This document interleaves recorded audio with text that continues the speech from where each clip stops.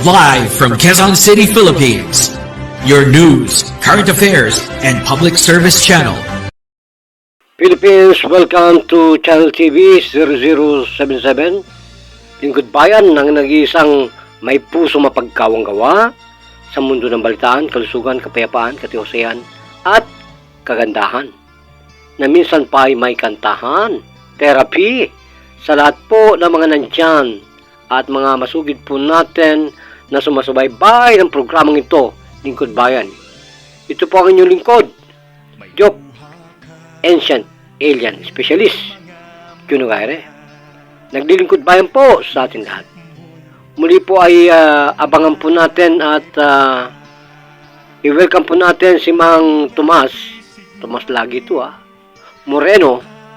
At syempre, ito po yung bagong tumawag isa doon kanina na taga Pampanga. Ito po naman ay taga Masbate, Mubo. At sadya namang nagtatanong at sapagkat marami raw po ngayon may mga sinusitis, rhinitis, sore throat, itchy throat, coughing, emphysema, asthma, at para na raw pong silent area of pandemic. Ay totoo naman po yun, Mang Tomas Moreno. Sadya naman po tayo po ay nakahilig sa nakaidlip na era ng pandemic. Kaya hindi po natin yan na isasabi walang tabi. Kahit po ang inyong lingkod ay hindi po nakaligtas sa masidhing ubo, no? Kaya tingnan po ninyo aking boses. At sadya namang parang COVID talaga na para pong pag bumabayo ang ubo ay kailangan mo po ninyong parang naka-floating posture ng rescue sa sa seawater ocean. Kailangan po yung floating ka na nakatingala ka kasi sasabog yung utak mo. Mabuti na lang po at meron tayong antidote, no? Sabi ko ito yung naramdaman ko nung pandemic. Kaya po tamang-tama Mr. Tomas Moreno ang inyong katanungan. Kung meron po tayong nakakapatay ng agarang kagalingan ng panahon ng COVID Omicron pandemic, Omicron 19 to 20 phenomenon. Tayo po naging frontliner noon at bangwat ang mga lockdown ng mga gobyerno ay nasa kanto-kanto, bawat pagitan ng kalye ay mayroong checkpoint, no? Tayo po naman ay gumagapang sa gabi at pinupuntahan po natin ang mga may karamdaman. Ganyan po ginapang natin ang oras natin noong panahon ng pandemya. At sadya na pa naman pong marami ring namatay. Yung aking pong best friend na pinsan ng buo na manahan, Jonathan, ay kapag-usap pa lang po namin noong last August, nito pong August 2022, 2025. Sabi po, pinagbalaki niya sa akin, sumalangit na nawang yung kaluluwa kapinsan, na mayroon siyang magaling na doktor dyan sa lung center. Hindi ko naman po alam na talaga namang ikamamatay niya yun. Sadya naman talagang pag may pneumonia po kayo at wala po kayong assassin technique at lalo na po kung tayo ay isang maralitang Pilipino, ay goodbye Philippines tayo. Kaya po ito po ang footage natin para po malaman ni Juan de la Cruz kung paano tayo inatrasan ng lahat ng investigative network ng buong mundo worldwide. Umatras po sa Diyos. Listen good Philippines. Okay, live coverage po ang ating programa ng radyo natin ng Gardens DWBL 1242 kHz sa talapitan po ng ating mga radyo ay napapakinggan po yan via satellite. At kasama po si Tito George Carriedo ng Harana. DCM 1530 Philippines. Yan po ay una sa kanan. Makikita po natin ang talapitan na to. 1530 sa talapitan po ng radyo. Yan po ang DCM. Ito po yung sinasabi natin na pagre-rescue sa mga katulad po ninyo. Nagpunta niya dyan kay Mayor Cayetano na ospital. Bakit po kayo umalis doon sa sa mga ward? Doon sa mga PUM. Natakot ka? Natakot daw Mr. President. Tinawagan ang beauty ko ng aking advisor, ng aming founder. Sir, mabuti to the rescue tayo. Gaano po kayo nagambala at nangamba sa kanyang kalagayan? Ilang araw na po siyang parang hindi na kumakain, malamya ang katawan. Dadalawang linggo na po yan silang ganyan na hindi na. Sa madalang salita, ito si Presidente Rodrigo humahamon. No? Ilan po minuto gumaling? Direct to the point. 30 minutes lang yata tayo dito. Sir, gano'ng katindi ang sakit niya, nakita mo? Sobrang ano, hindi halos nakatayo kanina. Mapugla. Yan po si Founder Advisor Juliet Ureta. Founder, mabuti ito the rescue tayo. Po, siyempre kailangan nating gumawa ng paraan hanggat maaari makatulong tayo sa kapwa. Sinasabi nga sa internet na wala raw panama ang kubi sa Diyos. Ngayon, totoo pala yun. Sa pamamagitan ng paniniwala sa Diyos Ama. To the rescue tayo. Yun ang ating Salamat po, Founder, at pagpalain po kayo.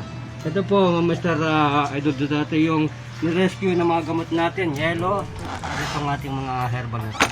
This is about Commando. I am telling you. Commando never afraid of anybody, especially COVID.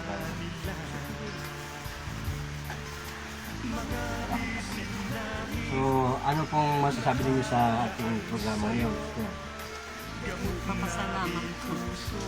Medyo gumaan po ang pakiramdam ko. Gumaan na po siyang Magkano po ba? O talagang magkano po? ano. Nasaan po yung sakit niyo sa tiyan, sa likod, Wala na po. ulo, sa mata? Wala na po. Nasaan yung parang kang malamya? Wala na Parang po. kang Okay na. binabayaran ng mga masamang palaginip mo sa karamdaman. Tumayo ka nga. Nasaan na yung dehydration mo? Okay na po. This is the Commando. I always speaking the best among the best health care that I have learned in Okinawa. For about second, you will gonna be healed. For about second, that is Commando. And even this president of our Republic of the Philippines is asking to study and search for the best medicine. Not that, Mr. President, excuse me, sorry, if I am speaking like this. Vaccine is not the best solution because as the technology of the science told that the COVID is not even seen by anybody. Even your apparatus and telescopic or camera had been not even seen. Nasaan ang mga masakit mo sa katawan? Wala na po. Nasaan yung parang plema mo? Medyo wala na rin po. Nasaan yung barado ng puso mo yan? Wala na rin po. Nasaan ang bigat na sakit nito? Wala na rin po. Ilang minuto na wala? Ha? Ilang minuto na wala? Mga ano po. 30 minutes. Ilang araw ka nang nahihirapang kumain at matulog, lahat mabigat ang buong katawan mo. Halos magto 2 weeks po. Ba't napunta ka sa ospital ng Taguig Pateros? Pa-check up po ako. Ba't umalis ka doon? Kasi po ano eh. May nagawa ba ang doktor sa'yo? Nag- Ha? Gamot po, niresetahan. May nagawa, gumaling ka ba sa gamot mo? Hindi po, hanggang ngayon hindi po. Ngayon po, gaano ka kagaling ka? Ngayon po, nawala po. Kaya mo bang lumukso na 5? Tingin mo?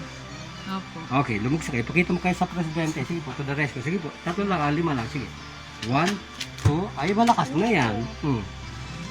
Tining, gaano katindi ang miracle ng Panginoon dito ka nanay kay gaano ka natakot sa mama mo na sinasabi nila na PUI, ha? Kasi po, Hmm? po agad. Ha? No. This is what I'm telling to the whole world. We are assassin in form and our commando never lie and never tell you of what is waste idea. This is all about commandos and miracle. We don't like miracle. This is assassin way of giving the best care of medication to everybody who are looking forward from our advocacy and be healed for about second. Yeah. Yan po sa nanay. Nagbibigay. Ano pong masasabi ninyo sa inyong karamdaman? Nasaan na po yung mga pawis ninyo na napakalamig? Okay na po. Hindi na po sobrang... Kamay pa lamang po ang bumabanat. Lalo na po kung itong mga striking kick ang binigay ko sa katawan mo. Lalo kang gagawin. Nasaan po yung pamamanid niyan? Seconds lang po eh. Walang maniwala kasi kahit po ang presidente ng buong mundo ay natanga sa Diyos, bolbo sa Diyos. Aminin natin na tayo ay tanga sa Diyos. Sorry to tell you. And to those Filipino who still sleeping as of today, wake up. You have to learn to die before you become a hero in this commando, in this medication. You have to die 1 hour no breathing. Excuse me, because this is what I had in my mind to tell and to announce what is the truth. Yun yung ilang minuto, baka hindi alam ni nanay mo kung ilang minuto siya. Mga 30 minutes. 30 minutes. 30 minutes? Hindi na yun.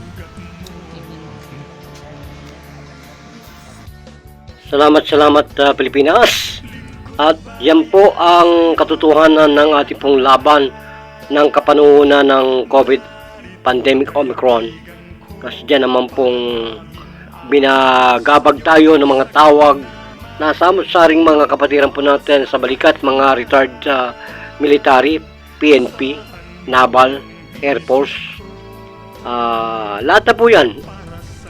Marines ay tumatawag po mga pamilya sa ating radio station na pinangunahan po ng ating napakabuting anchor natin, Tito George Carriedo, Harana DCM Kisi 30, at June Maligalig, kay Boss Maligalig ng Gilax Express. Mabuhay po kayo.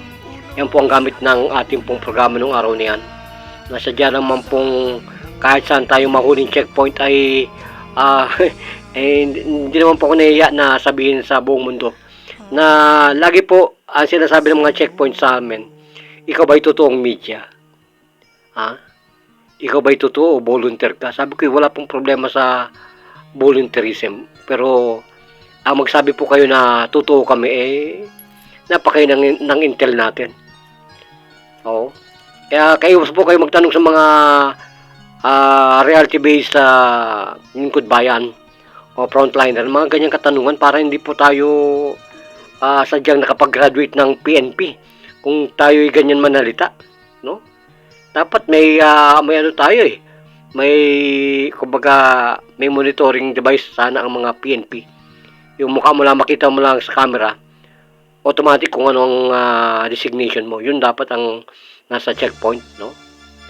I-scan mo lang yung mukha mo, malalaman na nila. Dito po sa Pilipinas hindi ko malaman kung gaano ka Panginoon. Parang flood control. Kita po ninyo ang flood control natin. Dumadaan po sa airway, no? Diyan po sa hangin dumadaan. Ganyan dapat gayahin po natin Pilipinas. Nandun sa expressway, sa overpass ang flood control. Ganyan. Wala, kaya sinasabi ko ang Pilipinas, walang kurap. Ganyan katalino ng Pilipino. Nasisipon ako. Okay. At siyempre walang makukulong kasi wala talagang korupsyon sa Pilipinas. Delay lang po yan. Alam na po ninyo pag mga fourth state ng kausap natin, hindi po kami tumutiligsa sa pangyayari ng mga bagay na mga ganyan sapagkat talaga namang kulang na kulang ang pondo ng gobyerno. Kaya wag po kayo magagalit sa gobyerno, yung mga sleeping forces, alam po nila yan. Yung mga getaway po natin. Sana hindi matrace ng kalaban natin, salute sa ating pong presidente, Honorable Ferdinand Marcos Jr. Sinasabi kong wala nang kurap sa Pilipinas, pinipilit niyong ipakulong ang mga idol natin. Wag po ganon. So yan po yung kapanahunan ng pandemic kung saan po ang control po natin ay talaga namang night and day. At talaga namang binigyan po natin ng tuldok ang mga kapatid natin po sa balikat ng mga retiree ng mga military, PNP, Air Force, Naval. Lahat po yan ay Marines. Pinagsilbihan po natin lahat. Kaya Philippines, watch my mouth. Listen good. Mabuhay Pilipinas.